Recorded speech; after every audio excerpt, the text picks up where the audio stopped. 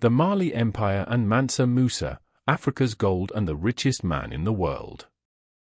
Africa to Mali. In ancient times and the Middle Ages, the Sahara was not an insurmountable barrier. Yes, the desert is vast and harsh, but trade routes stretched across it, connecting Africa with the Arab world and Europe. Caravans of camels carried gold, salt, ivory, and slaves. To the south, beyond the Sahara, lay the fertile lands of West Africa, rich in gold deposits.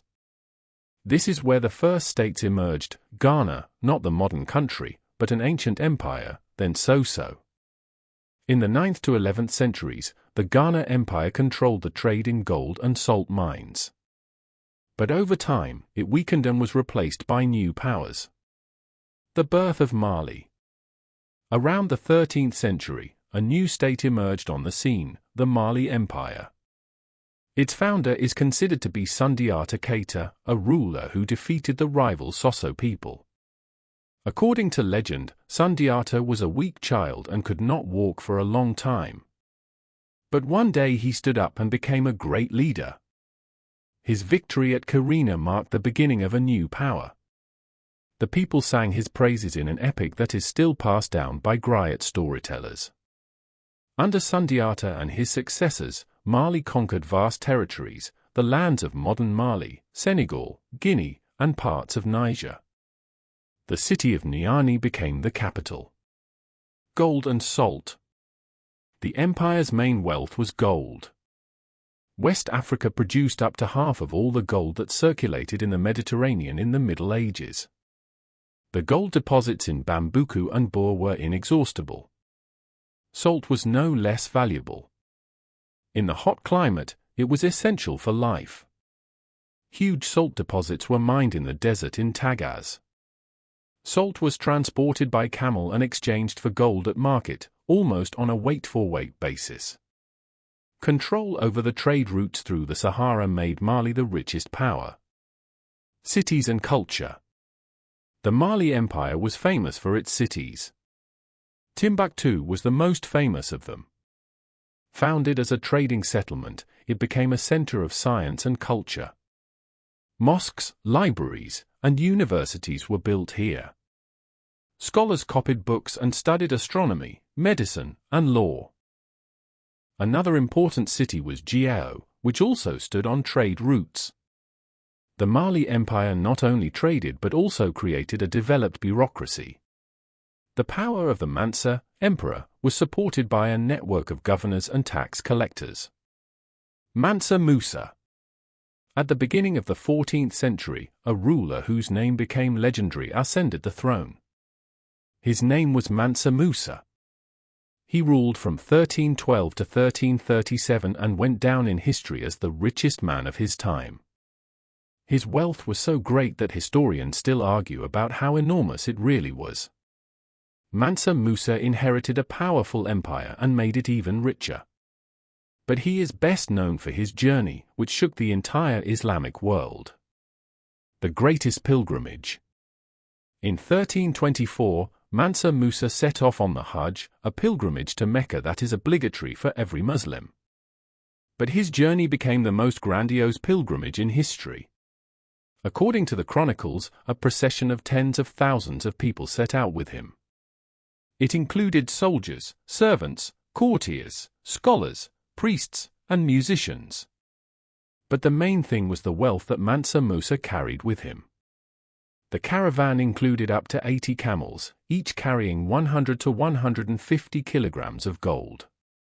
In addition, hundreds of slaves and servants carried gold. According to legend, even Mansa Musa's servants wore golden robes, and his wives and concubines were adorned with jewels. When the caravan moved through the Sahara Desert, its brilliance was reflected in the sun. The caravan stretched for many kilometers. Travelers who encountered this procession described it as a miracle. Generosity and consequences. Mansa Musa was known for his generosity. In every city where he stopped, he distributed gold to the poor, built mosques, and supported scholars. He made a particularly strong impression in Cairo, the capital of Egypt. Here he generously gifted the ruler and the population. So generously, in fact, that he caused an economic crisis.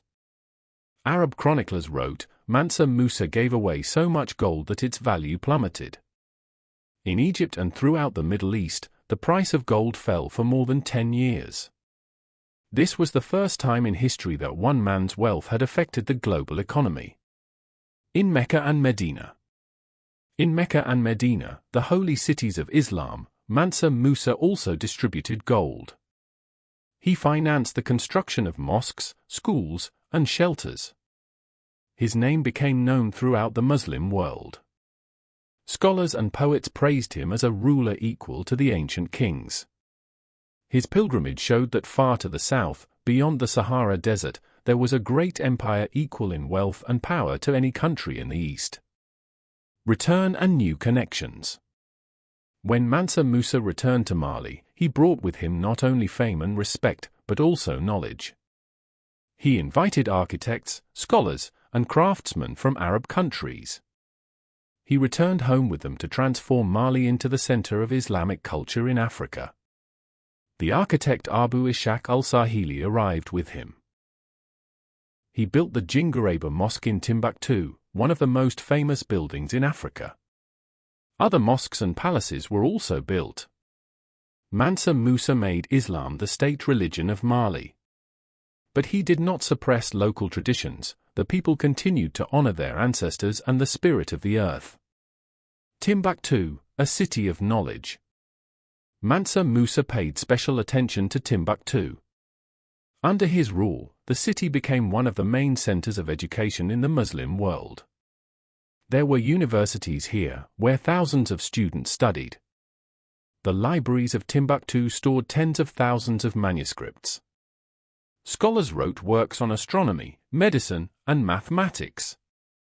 Merchants brought books here from Cairo, Baghdad, and Andalusia. Timbuktu became the African Athens, a city where trade and science met. The image of the richest man. Mansa Musa's wealth became legendary. Arab chroniclers wrote that he possessed untold reserves of gold. Europeans who heard about him were amazed. On 14th-century maps, such as the famous Catalan Atlas, Mansa Musa was depicted sitting on a throne in Africa with a golden scepter and a piece of gold in his hand. For Europe, which did not yet know the true size of Africa, he was a symbol of the mythical Golden Continent. The Age of Greatness. During the reign of Mansa Musa, the Mali Empire reached its peak of power. It stretched from the Atlantic to Lake Chad and controlled trade across the Sahara, cities, and the desert. His army numbered tens of thousands of soldiers, including cavalry and infantry. The state was centralized, taxes were collected regularly, and cities flourished. Mali became one of the greatest states in the world in the 14th century. After the great Mansa Musa died around 1337. His reign lasted a quarter of a century and became the Golden Age of Mali. But after his death, the empire gradually began to weaken. The main reason lay in the very nature of vast empires. Mali stretched for thousands of kilometers and included dozens of peoples and cultures. It was difficult to maintain control over such a territory, especially when the center of power began to falter. Mansa Musa's successors did not possess his charisma and authority. They inherited wealth and a system, but failed to maintain it. Internal strife broke out between provincial rulers, and external enemies began to raise their heads. Caravans of gold as a curse. The gold that made Mali great also became its curse. News of the empire's untold riches spread throughout the world. Merchants from Egypt, Morocco, Arab countries, and even Europe knew that somewhere deep in Africa there were rivers and lands full of gold. This attracted enemies. Tribes on the borders of the empire increasingly attacked caravans. The Tuaregs, nomads of the Sahara, captured cities and cut off trade routes. In the east, the Songhai state was rising, ready to take Mali's place. Timbuktu and Gao. Timbuktu, once the cultural heart of the empire, gradually began to slip out of Mali's control. Its strategic location at the crossroads of trade routes made it a tempting target for everyone. The city of Gao, which was also part of Mali, became increasingly independent. In the 15th century, Gao would become the center of a new state, the Songhai Empire. Wars and strife. Dynastic disputes broke out within Mali. The title of Mansa was losing its power, each new ruler was weaker than the previous one. Military campaigns were expensive, taxes were rising, and discontent in the provinces was growing. Some lands broke away and became independent. Others recognized the authority of neighboring powers. The decline of greatness. By the 15th century, Mali was no longer the great empire it had been under Mansa Musa. Trade routes came under the control of the Songhai Empire. In 1433, the Tuaregs captured Timbuktu.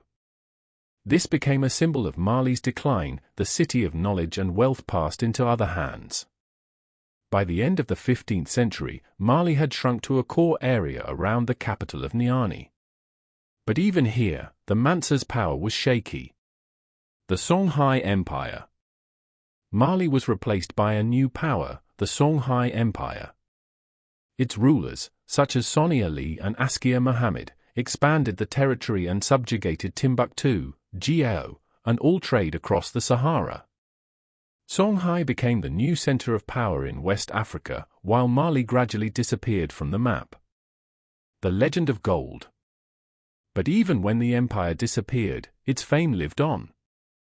Arab and European travelers repeated stories about Mali's riches for centuries. In the 15th and 16th centuries, when Europeans began searching for sea routes to India and Africa, legends of golden cities spurred them on to expeditions. To some extent, it was the tales of Mansa Musa and his gold that inspired Europeans to sail around Africa. Even in the 19th century, when European explorers penetrated deep into the continent, they still hoped to find traces of golden Mali.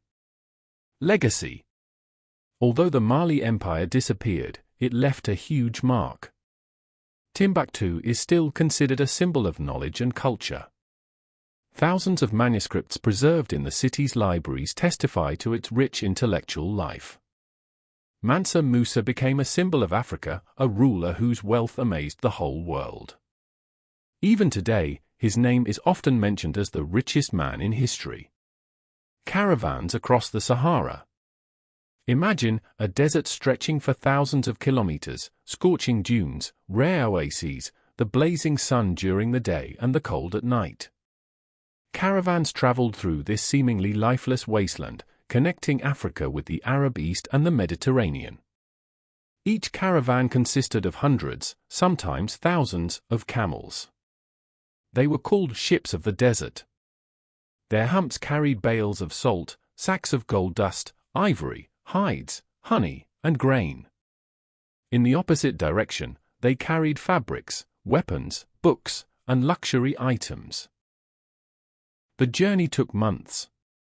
Along the way, caravanners faced sandstorms, attacks by robbers, and thirst. But the profits were so great that trade never stopped. Mali controlled these routes, collected taxes, and ensured security. This was the source of its wealth. Salt and gold, the two currencies of Africa. For Europeans and Arabs, gold was Africa's main treasure. But for Africans themselves, salt was just as valuable. In the hot climate, salt was essential for life. Without it, the body could not retain water. In the cities of Mali, salt was valued as highly as gold. In Tagazout, in the Sahara, huge blocks of salt were mined and then transported across the desert. In the markets of Niamey, Timbuktu, and Gao, people could be seen exchanging pieces of salt for gold bars. This dual economy made Mali unique. Cities, the pearls of the empire. Mali was not only a country of caravans. Within it grew cities that became centers of crafts, trade, and science. Niamey was the capital, where the palace of the Mansa was located. The city was fortified and bustling with life. Craftsmen forged weapons, weavers created fabrics, and merchants traded in the bazaars. Timbuktu, a symbol of wisdom. Here stood mosques with clay minarets, libraries, and schools. Gao was a port on the Niger River, a gateway to trade in the east. These cities were unlike European ones. Instead of stone castles, there were clay palaces. Instead of narrow streets, there were wide squares where merchants' tents stood. Culture and society. The Mali Empire was multinational. It was home to the Mandinka, the main ethnic group, Songhai, Tuareg, Fulani, and others. Each ethnic group preserved its own customs, but all recognized the authority of the Mansa.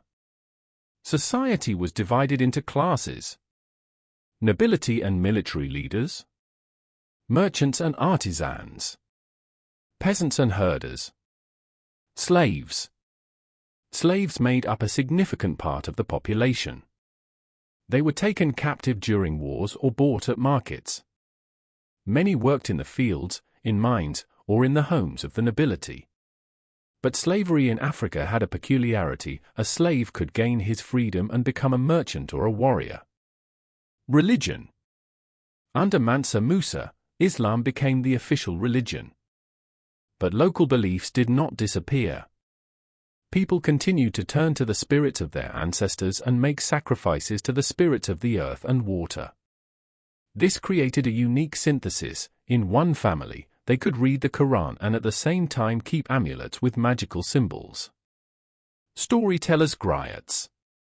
Griots, storytellers, and keepers of memory, occupied a special place in the culture. They knew genealogies, legends, and songs about heroes. Griots accompanied their stories with music on the kora, a stringed instrument.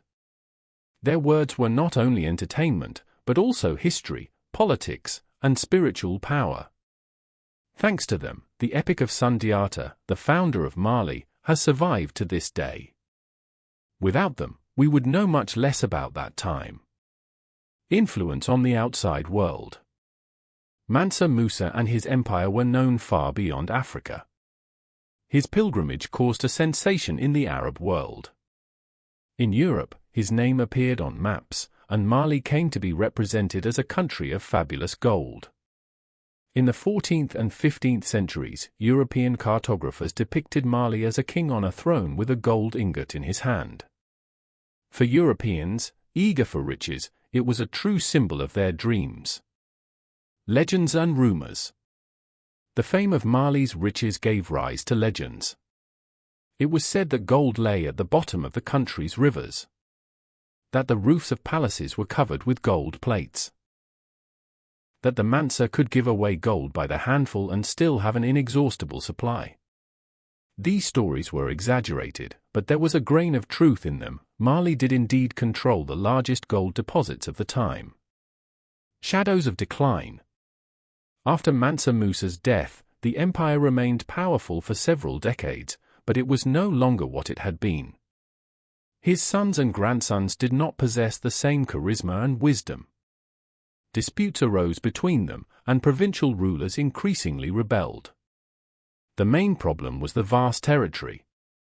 Mali stretched for thousands of kilometers, and it was almost impossible to govern it. When central power weakened, the outskirts began to break away. In the 15th century, a new power rose in the east, the Songhai Empire.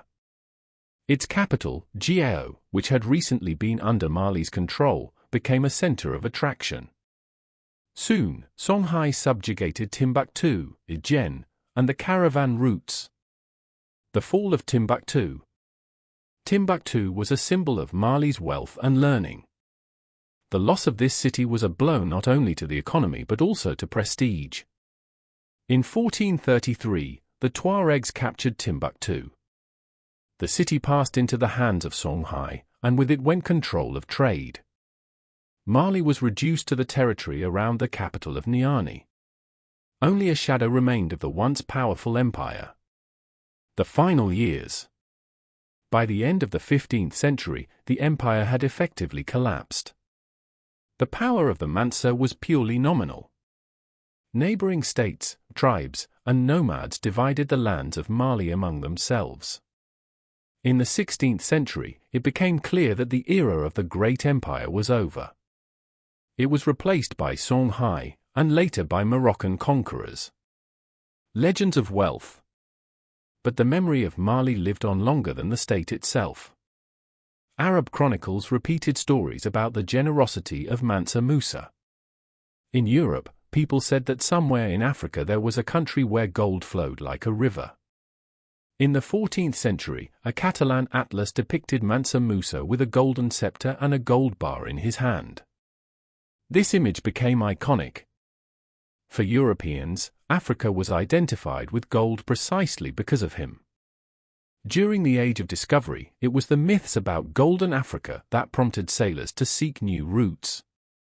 Mansa Musa, the richest man in history.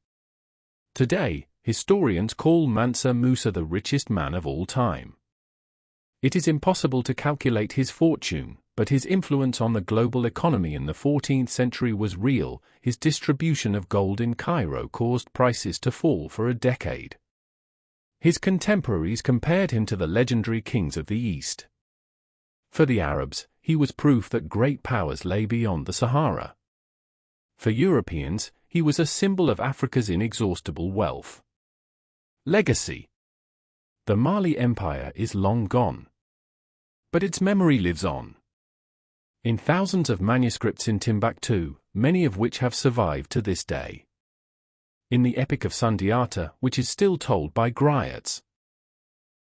In the image of Mansa Musa, which has entered maps, chronicles, and legends. Even today, the name Mansa Musa inspires. He is often remembered in culture, in books, films, music.